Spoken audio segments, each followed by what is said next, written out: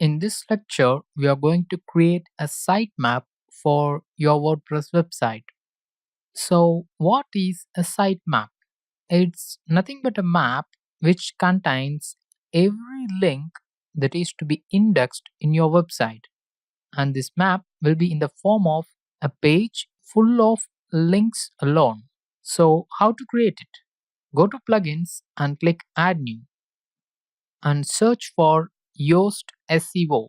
YOAST SEO. Install the first plugin with 1 plus million active installs.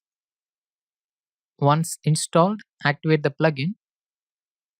Now go to SEO on the left side panel and then select XML sitemaps.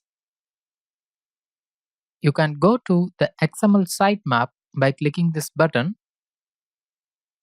These are the sitemaps that are created by XML sitemap or Yoast SEO plugin.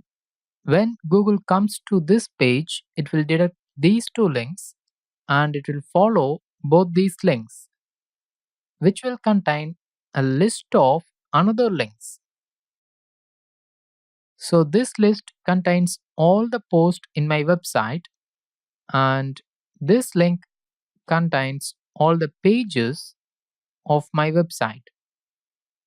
So if you just want to submit the post sitemap, then you can copy this sitemap URL, or if you want to submit the entire sitemap to Google or other search engines, then you can use this sitemap.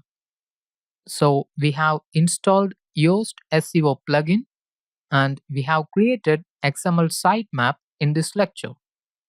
In the next lecture, you will learn how to add our website to Google Webmaster Tools or Search Console.